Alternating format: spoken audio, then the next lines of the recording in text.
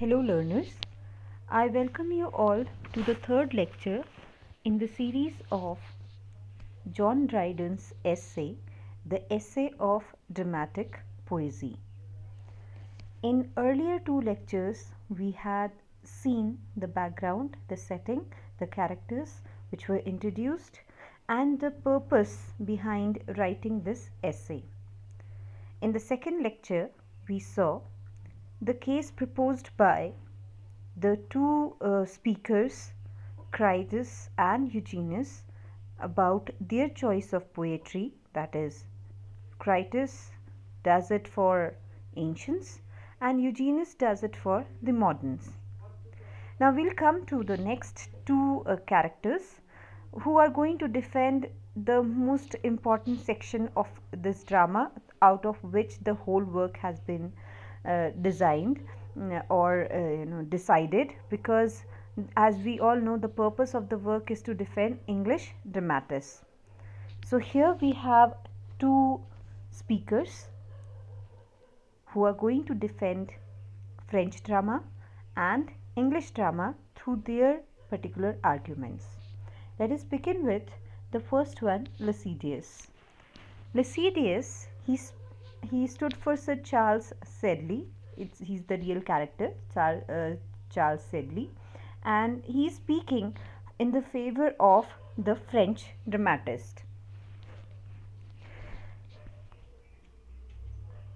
In his case, he begins by accepting the fact that 40 years back, there is no doubt that English plays had surpassed those of French. The French, they were better than French writers in every sense, almost every sense, because English dramatists were flourishing like anything when they had writers like Shakespeare, Marlowe, Beaumont, Fletcher, Johnson. They all were doing a lot in their dramatic field. So English were no doubt at great level in 40 years back. But in the contemporary time, what is the contemporary time? It is after restoration of monarchy, 1668, because the essay was published in 1668, it was written in 1665. So in that time, English drama was not doing that well, according to him, as the French were, because French drama has now excelled so much that it has become unrivaled in the whole Europe, not just English. The other dramas, there were Spanish drama, Norwegian dramas, there were many other European dramas, but let alone all these, the single country, all the Europe was could not stand before their art of dramatizing. So French drama became unrivaled in the contemporary time. So there are two writers he specifically takes name, Richelieu and Corneille, who have reformed their stage. Their stage means the French stage. They have improved the drama so much that now it has become so at the top. The French drama has gone on the top. So he begins by, as I said, accepting the fact that at one point of time English dramatists were better than French, but in today's time, in the period of restoration in English, at that contemporary time, there is no one who can compete with the French dramatists. So the most important things he starts observing and describing, that why French drama is is better than English drama or any other drama. The first thing comes to mind is the three unities.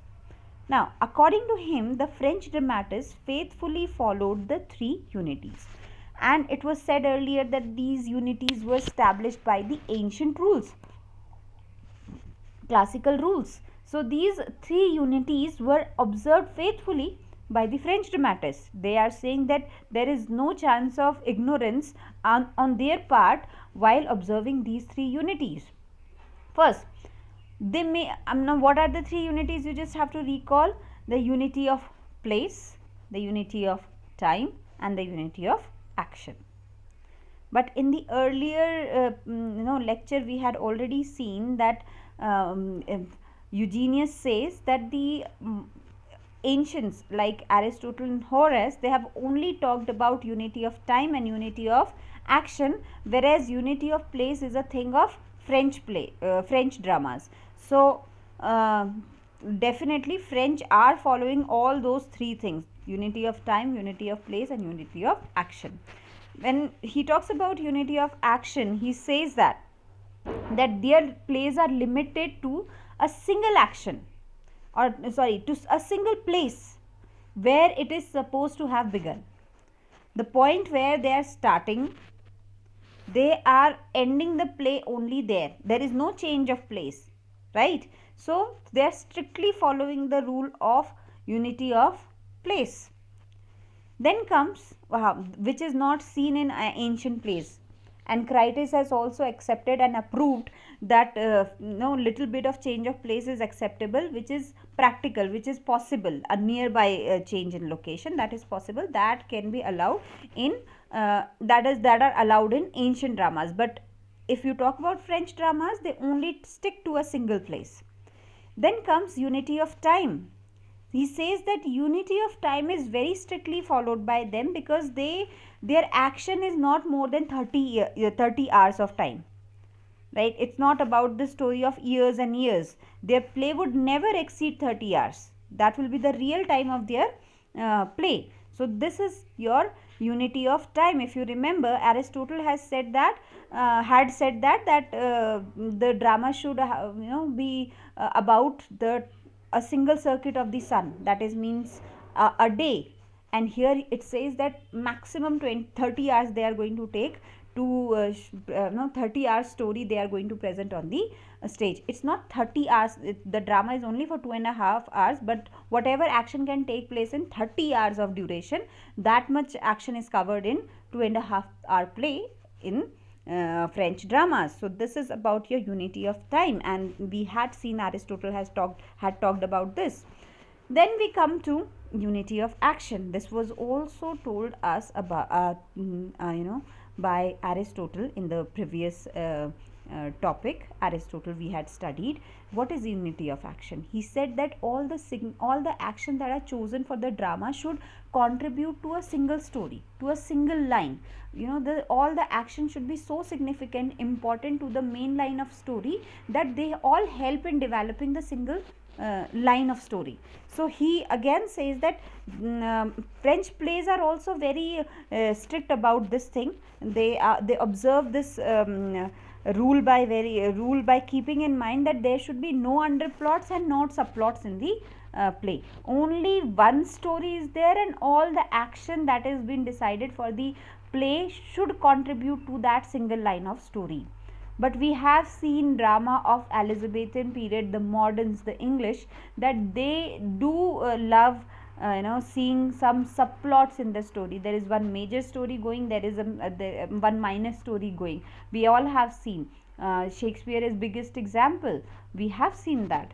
So he Lycidius, he praises these following of the three rules of unities in that is followed by the French dramatist very well, and he takes pride in that we are actually following the ancients in our works. So this is about your three unities. Next is when he is arguing about the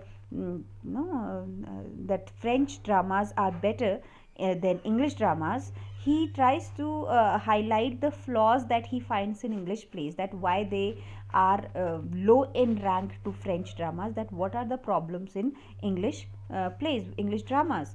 So he begins by saying that English dramatists, they did not abide by rules of dramaturgy laid by the classicals. As I told you, all the unities are there, unity of time, action, and place, that is not followed by the English dramatists. So they somehow do not stick to the rules of the your ancient or the classicals, those which were given to us.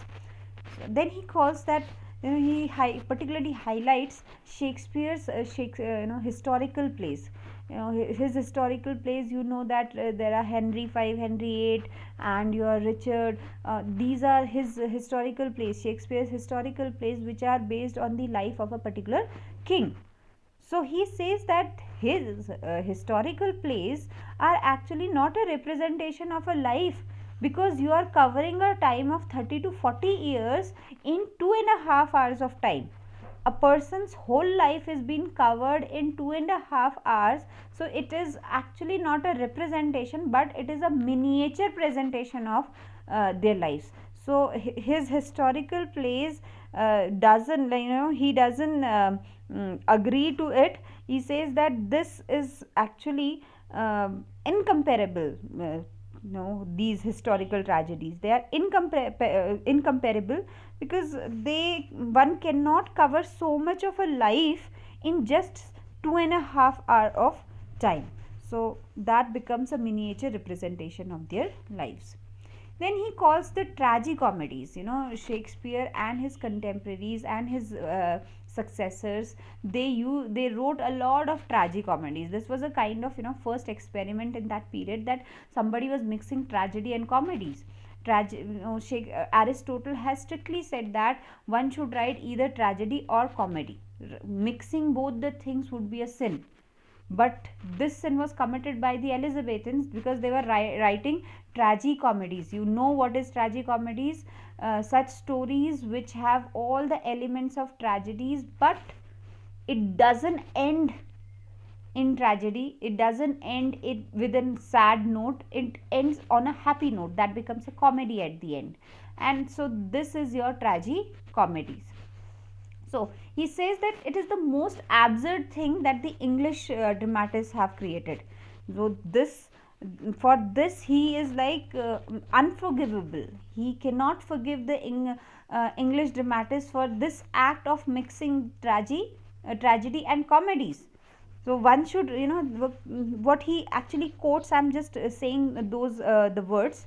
There is no theatre in the world has anything so absurd as the English tragicomedy.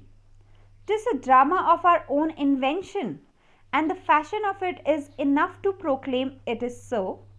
Here a course of mirth, there another of sadness and passion, and a third honour and a duel.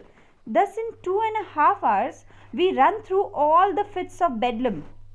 He says that in just 2.5 hours you are mixing all kind of emotions together. You are mixing happiness, and you are mixing all the passionate and sad and violent elements all together in just 2.5 hours. So this is a hell of a ride. He wants to say that one cannot have it, one cannot take it. So this is what he says about tragicomedies. Now he says, then comes to the next part, that in tragedies or the tragicomedies, when he talk about the intense scene, which are very passionate scenes like war or murder, he says that English plays, when they present it on the stage, for war, what they use 5 men standing and a drum beating, and they try to show it is as a battle, a war, right? So when you are trying to show such a huge thing, a war and a battle is a very huge thing which we see in movies. It has been like in Bahubali you have seen, or in many other English movies you have seen. When the war thing is shown, it is a large scale picturization. When you have two sides of army, in Mahabharata we have seen how the two sides of armies are presented on screen. In Ramayana we have seen how the two sides of the war are presented. But on stage, in a theatre, you cannot make so much of crowd stand on the stage. So what they do, they just make 5 person stand there with some knife and sword, and that too they are just what do you call, not the real weapons, they are just the props that are used. So they are beating drum, and they try to show a war through that. And Lycidius says that it is very funny to see such a war on stage. Then he says, when you talk about a murder scene, they use a weapon which is so blunt that one can take days to kill a person with that, and you are showing death by that blunt object, so which again appears very funny. So he says that such intense scene of war and murder which are shown in English plays, they are the most comic part, they become the most funny part of that play. So he is not in favor of showing such intense scene which are practically impossible to present on stage. Then, and one last fault that he sees in them is the sudden conversions of characters. We have generally seen in English dramas and in most of the 80s, 90s Bollywood movies also, that the villain, mostly the villain, he suddenly, there is a change of thought. He becomes good. He accepts all his faults. He accepts all his wrongdoings. So we have seen such things in our movies also, and you can find this in English dramas also. He says that it's not possible for a characters to suddenly convert and accept all his fault. That's not possible. It is illogical, right? There, one in real life also we have seen it takes a lot of time for one person to progress or change in attitude, because we say that old habits die hard. It is just a saying that I'm saying in between, but practically speaking, it's very difficult for a person to convert, and in a drama they try to show that a complete bad person turns into a good person in the end, or a good person turns bad. So this conversion which happens quickly is quite illogical for the French dramatists. So these were the flaws that he sees in English plays, due to which they are lower in rank to the French plays. So now we can count the merits of the French plays, on contrary to the this your French dramas that we have already talked. So what he says, we'll just see one by one. The French dramatists never mix a tragedy with a comedy as told by the ancients. As you see, this is, I have told you that ancients have said it's a sin to mix tragedy and comedy. So this is strictly again followed by the French dramatists. So the French plays are economic as they only use significant action, because they are following unity of action, and they are only important action they are coming in the story, which there is no irrelevant scene in it, like the English plays he finds. So the plays are very economic in time, they can cover a lot of things, so they can treat a lot of emotions and passions in those, in that time. The dramatist gets the time to treat so much of emotions or passion on stage, because they are only dealing with significant action, and you just have to keep in mind and that they focus only on one central character, that is the hero, which is most important, which is central to the story. So all the emotions and passions that are surrounded around him, that surrounds him, becomes important in French drama, and they are shown in presented on the stage.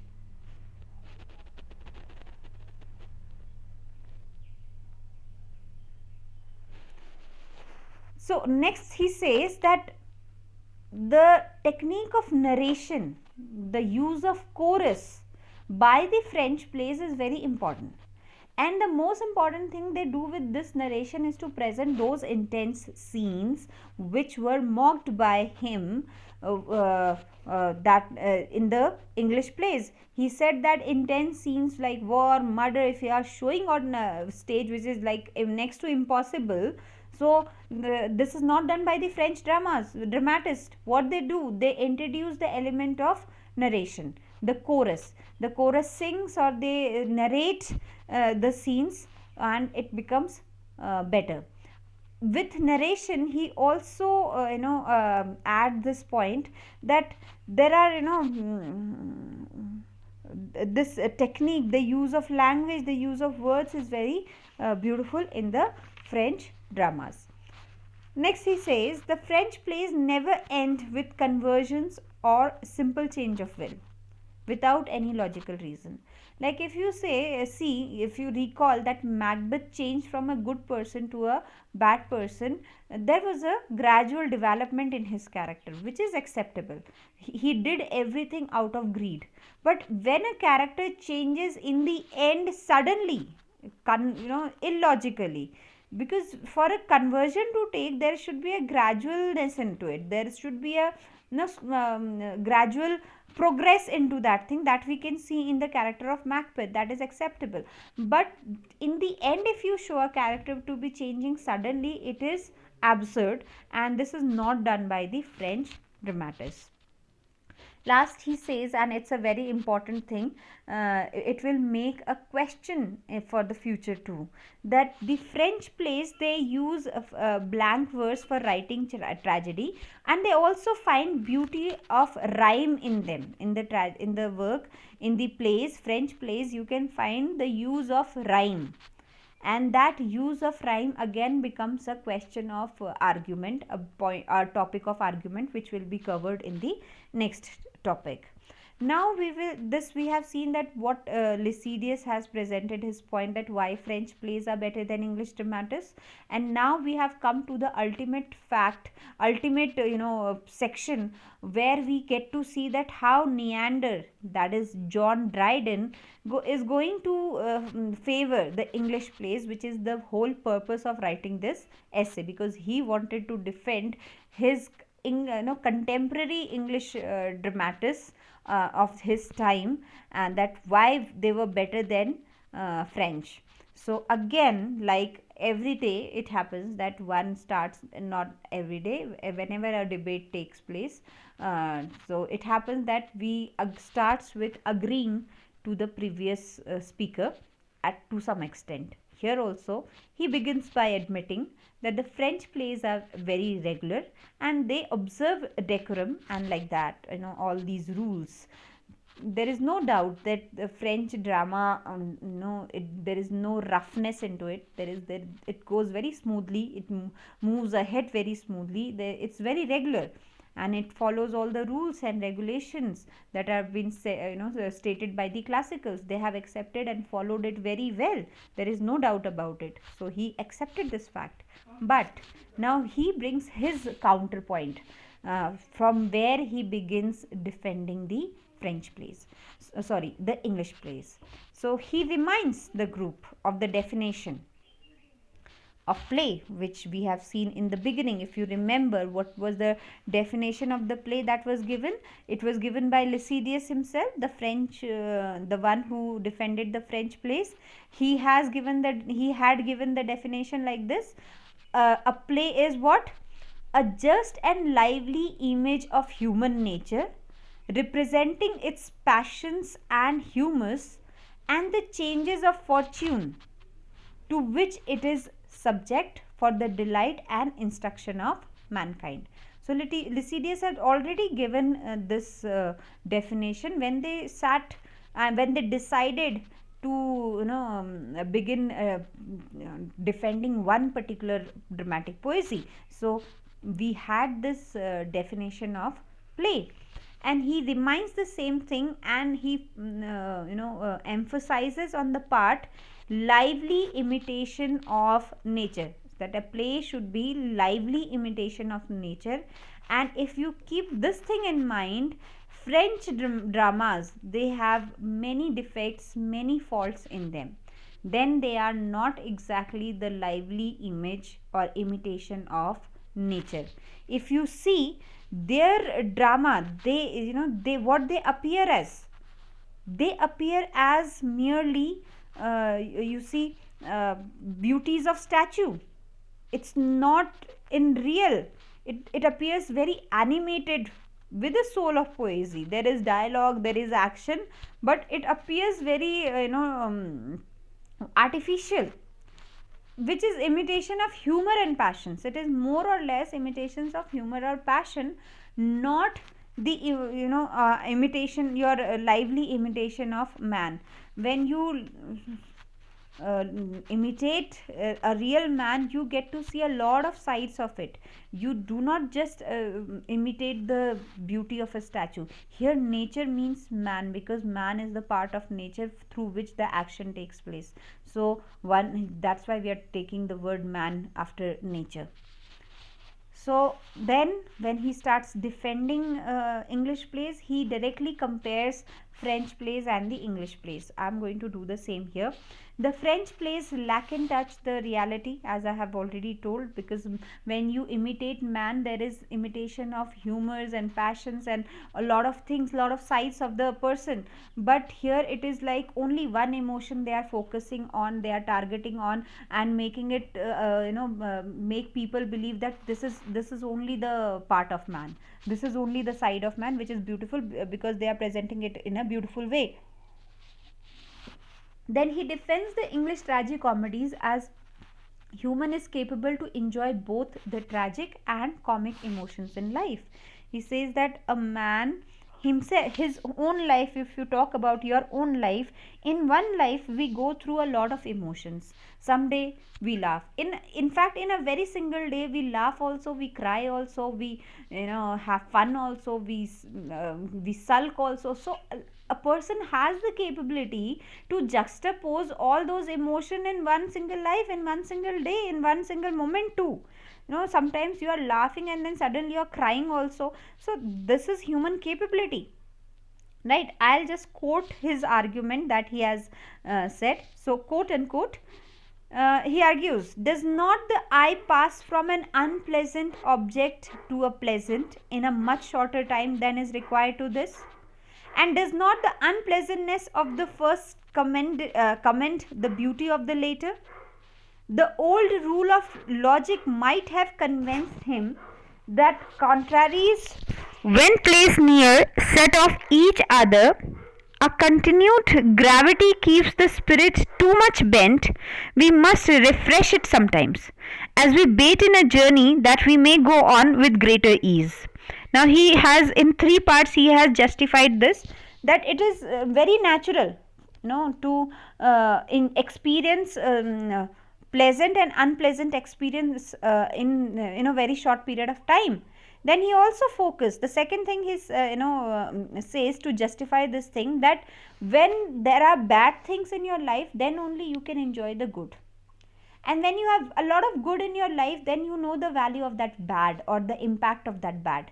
So these things, that tragedy or comedy together, they help in highlighting the experience of each other.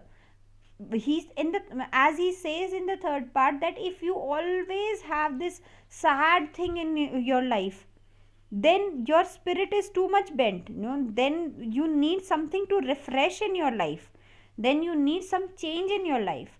If a person is has all the facilities, all the luxury in his life, then he would not enjoy that thing anymore. He need to see some hard times in life in order to enjoy the goodness or the luxury in life again. It goes the other way round too. So in three part he justifies the fact that tragicomedies are very possible, and human is quite capable of both the emotions in life. So tragicomedy should be taken as a greater contribution of English dramatists, instead of just blaming them, condemning them. So next he says he cannot admire the severity of French plays, what all that strict rules that they are following, and they are not using any underplots or minor episodes. Such kind of severity, severe way of dealing with drama, make these dramas very boring, barren. It's empty, there is nothing to enjoy, there is nothing pleasant, or there are as he says that English plays add pleasing varieties by using underplots or subplots. French dramatists totally lack that thing. So the audience are, what they are observing is only a single emotion, that is of a person that is being treated on stage, more or less. So people are not actually enjoying anything, because there is no variety on the stage to see, right? So even though English plays use these underplots and subplots, they actually add to the pleasant varieties which the audience enjoys, which the English audience enjoys a lot. So they should be there, right? Maybe they are not contributing to the main line of story, but the purpose is done. The purpose is to give delight, to provide delight to the audience. That's been done by them. Then he says that rigid observance of unity of action makes the play full of long declamatory speeches, because there is one single person who is trying to defend, tell all the other action of other, not single person, I'm saying there are very few characters, so all the other things are completed because no much action can be shown then.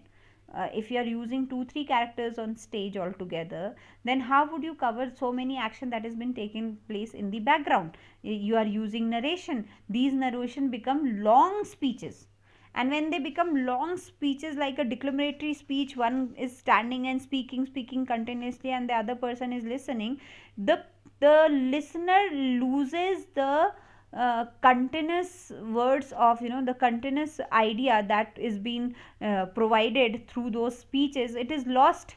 If one person is speaking for a long time, we lose interest. He says that it is very possible to express deep emotions and passion in small utterances, so which we can see in English dramas. In brief dialogues, one can express strong emotion, and who can better know than the dialogues of Shakespeare in his tragedies? In small line, short lines, to be or not to be, then it became a soliloquy anyway, but only this much of line highlights the emotion, how deep it was, right? So he says that brief utterances are equally capable of expressing deep emotions. So the long declamatory speeches, they lose the interest of the audience after a certain point of time.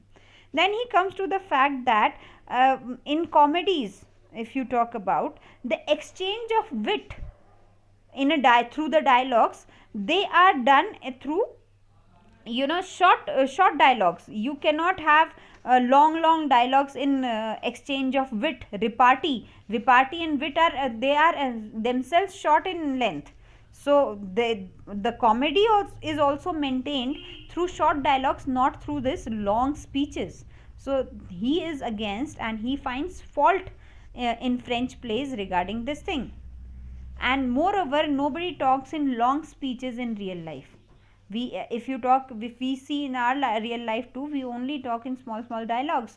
We try to give, until unless somebody is giving you lecture, there is no long dialogues.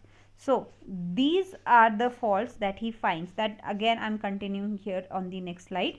He says that the narration of intense scenes of violence, war, murder, it's not appreciated by English audience, because they have this tradition of seeing it on stage and they enjoy it.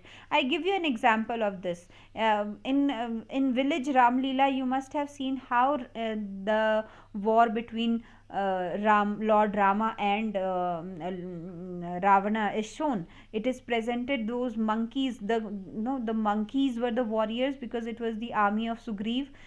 So they all were monkeys, and you must have noticed in your stage drama that kids were usually shown as those monkeys, those warriors. So and the audience would enjoy that scene a lot. You must have seen people enjoying that scene very much. So it is possible, and when somebody is in the habit of in the tradition of enjoying that way, like the English dramatists, so if somebody just tells you that from this side, in just between the drama, somebody just starts speaking that now the war has taken place and both the sides were fighting, he killed him and he killed him, so that would not be enjoyable for us, right? Because we are in the habit of watching that thing and enjoying that thing. So he again says that English audience cannot enjoy the narration of such intense scenes. They are in the habit of seeing that. So a representation of this thing is very crucial for the English dramatists. They have to include this thing because they are writing for the taste of the audience. They are writing for the sake of the audience. Then he says this rigid adherence of the three unities, it harms all the artistic effects. I'm just quoting his words. By their servile observation of the unities of time and place and integrity of scenes, that is action, they have brought on themselves that dearth of plot and narrowness of imagination which may be observed in all their plays. These are the words of Neander, John Dryden, that by observing these unities so strictly, they have harmed, they have marred the artistic, freedom and qualities, because then there is no scope in plot, there is narrowness in imagination, you cannot imagine anything more. So in a way their plays have become very stiff, very you can say not enjoyable for the audience. Then he says that English plays are more original, varied and spirited. If you see English plays, they are flexible, they have included so many things all together, but they are high in, and also they are high in spirit, because that spirit, that high quality in spirit is enjoyed by the audience. Then he says that one cannot say that English plays do not have any regular plays kind of example. If you see the works of Ben Jonson, they all are very regular. So this all through all these points he tries to defend the English dramatists. Then he continues with appreciation of Shakespeare and Beaumont and Fletcher. If you talk about Shakespeare, his words, as Atkin, a great critic, he says that Neander's well known judgment of Shakespeare, to begin with, has since attained classic rank, and this by reason of its keen insight, its suggestive and happy expression. Whatever Neander said about Shakespeare, it has now become classic in itself. Like one can quote him in, it quotes him rather whenever Shakespeare is appreciated. His words are also taken. Now we'll just see what he says about Shakespeare. I'm just using the same paragraph, and then I'll explain what is there in that. In the words of Neander, that is John Dryden, he says, quote unquote, he was the man who, of all modern and perhaps ancient poets, had the largest and most comprehensive soul. All the images of nature were still present to him, and he drew them not laboriously but luckily. When he describes anything, you more than see it, you feel it too. Those who accuse him to have wanted learning give him the greater commendation. He was naturally learned. He needed not the spectacles of books to read nature. He looked inwards and found her there.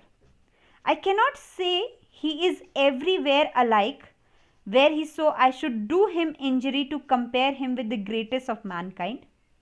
He is many times flat, insipid, his comic wit degenerating into clenches, his serious swelling into bombast, but he is always great when some great occasion is presented to him. Done. So you saw what he explains in just a nutshell, in just a single paragraph. He has covered all the beautiful things about Shakespeare, including his own lack of the problems too. He says that he is the most comprehensive soul. These words, this line, single line, he was the man who of all modern and perhaps ancient poets had the largest and most comprehensive soul. This has become very popular line, and it's been used a lot of time in context of Shakespeare whenever he's been appreciated. So these lines, this line, it explains that he is so great that not just the moderns, even ancients, they fall short in comparison to Shakespeare. Again, he says that it was, whatever he did not put a lot of effort. He did it, in a flow. All the things just came to him. He drew things naturally. He did not have to do a lot of labor for that. extreme laborious things, when you put a lot of effort in something, it becomes very tight and very, stiff, and then it is not a piece of enjoyment, it's not a piece of art then. For an art, it has to come in a flow, the imagination has to go in a flow. So this is what comes to Shakespeare naturally. He says that people blame him that he was not educated. You would also know this line by Ben Jonson, that he knew he knew no Greek and little Latin. Such line is used by Ben Jonson for Shakespeare, that he was not educated. But John Dryden says that he needed no books, he needed no reading of these books, because he read nature, he read things around him, and he found everything in the nature, and he did not require anything for writing all those things. But if I say him that he was great in everything, Johnson says that it would also be wrong, because there were faults in his writing too. Somewhere he was flat, somewhere he was insipid, his wit degenerating, somewhere the dialogues were bombastic. So there are flaws in his works too. But whenever some special occasion is there, some special writing is there, he is always the greatest. He is always the one who can present the thing in the greatest way. So this is what he talks about Shakespeare. Then let's come to Beaumont and Fletcher.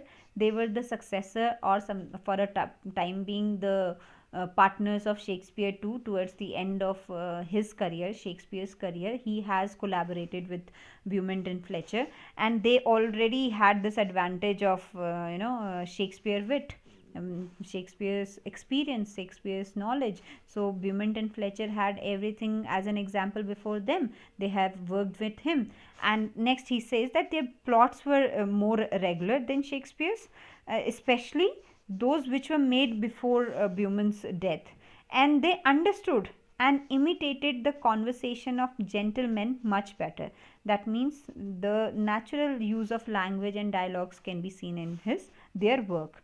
Then he says, humor which Ben Jonson derived from particular persons, they made it not their business to describe. They represented all the passions very lively. It was not just humor they were sticking to, like Ben Jonson. They were more or less focusing on all kind of passion, and most importantly love. They had this thing, because Ben Jonson, which is considered great by by Critus, he said that the only classical writer in modern period was Ben Jonson. So he says that Ben Jonson more or less dealt with humor side, whereas if you talk about Beaumont and Fletcher, they focused on all kind of passions, and most importantly love. And in their hand, English language achieved their perfection.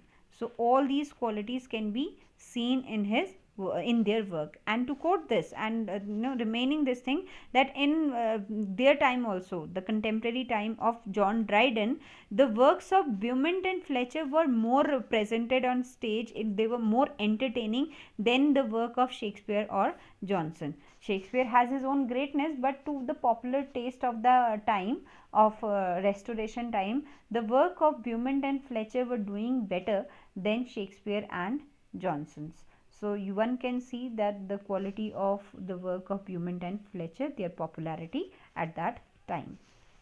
So this was about your appreciation of Shakespeare and Beaumont and Fletcher. Then he compares Jonson and Shakespeare. Ben Jonson, according to Critus, the only classical writer in modern time. So Ben Jonson, he says about him, he's the most Dryden says about him that he's the most learned and judicious writer which any theatre ever had.